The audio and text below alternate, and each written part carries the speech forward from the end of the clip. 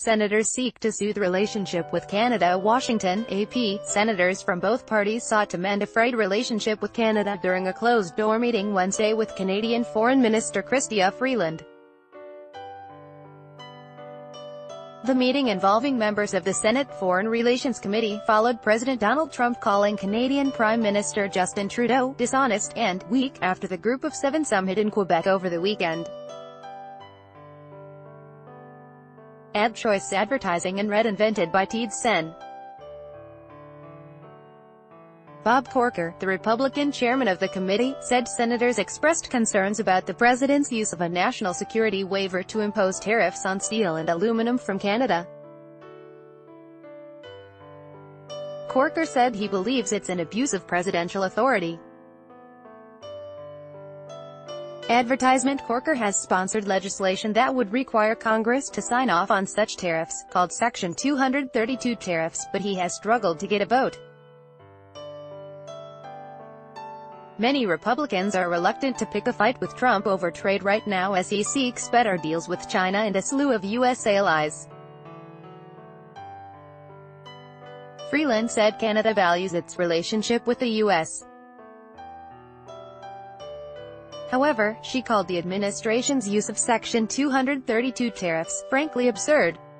The notion that Canadian steel and aluminum could pose a national security threat to the United States, I think Americans understand it's simply not the case, Freeland said.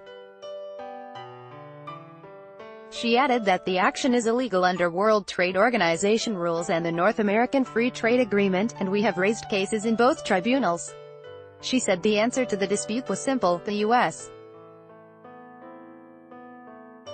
has to remove these unfair, illegal tariffs from Canada and from its allies. Trump enraged U.S. allies Canada, Mexico and the European Union 2 weeks ago by slapping tariffs on their steel and aluminum shipments to the United States. Most other countries have been paying the tariffs since March. In a tough speech Wednesday night, Freeland criticized Trump, without mentioning him by name, for ignoring the rules-based trading system whose principal architect was the United States.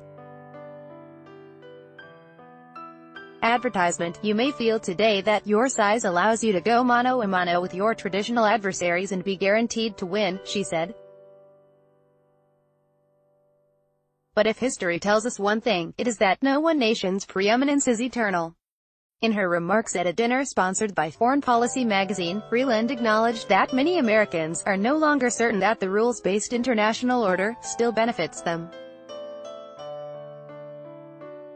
But as China and other nations become wealthier and more powerful, now is the time, more than ever, that we must set aside the notion that might is right, so that the rising powers are induced to play by these rules too, she said. Sen. Bob Menendez, DNJ, said he told Freeland that Democrats cherish the relationship with Canada and don't agree with the Trump administration's claim of a national security threat when it comes to Canadian steel and aluminum. He said he made clear to Freeland that Democrats have a totally different view than President Trump about Trudeau. We applaud Prime Minister Trudeau's effort in helping us in the world, Menendez said he told the foreign minister.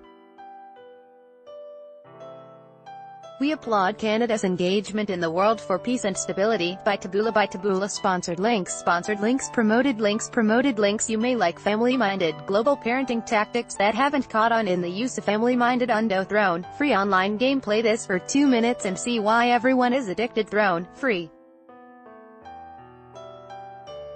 Online game Undo Vikings. Free online game. Play this for 1 minute and see why everyone is addicted. Vikings. Free online game Undo Save70.com. Flights in Singapore at ridiculously low price. Save70.com. Undo Babel language expert shares the secret to learning a language in 20 minutes. At Babel. Undo Comedy Trash 35 watches. No one can afford comedy trash. Undo.